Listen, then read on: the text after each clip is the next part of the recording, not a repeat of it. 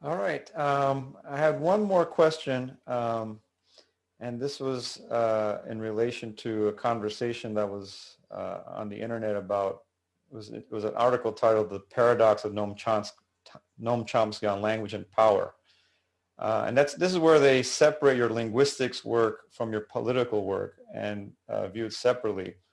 And in the interview, they referenced, they said, in fact, in an 800-page book of interviews with Chomsky titled Language and Politics, Chomsky ironically explicitly rejects the idea that language might be implicated in politics. And it further argued that you reject the link between language, ideology, and worldview. How do you respond to this apparent paradox?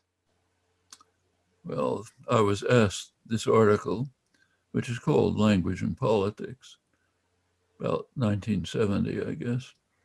I was asked to write an article on language and politics by a philosophy journal. So I started off by saying there's a lot to say about language. I understand that, something about it. A lot to say about politics, but I don't understand what the word and is doing. Uh, what's the connection supposed to be? And then I went on to say basically what I hinted at before.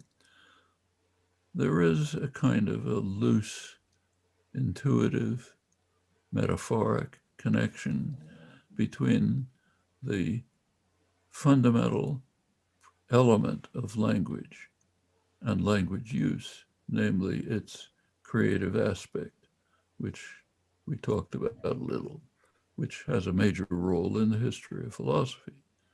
As I said, it was a major factor that led Descartes to postulate the existence of mind as separate from any possible machine.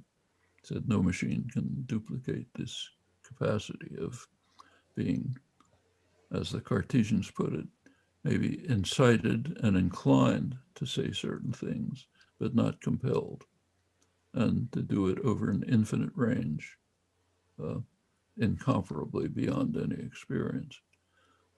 That you could relate, and it has historically been related by figures like those I mentioned, Rousseau and Humboldt, to the conception that our basic human nature is a search for freedom, independence, creativity, and any constraint on it, out, outer authority, the state, religion, culture, anything else, is an imposition on our fundamental human nature.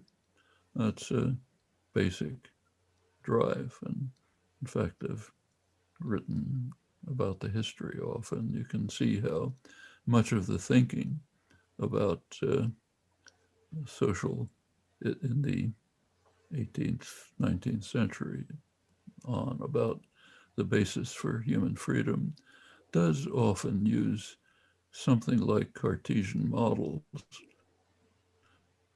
innate creativity of language as, and remember, language is basically the instrument of thought. So the creativity of thought and its sometimes expression, you can draw very tentative and loose connections of that kind, but nothing, no logical connections. As Mm. I said, you can take any position in one of those areas and the other, they're, if they're uncorrelated, there's no logical problem. hmm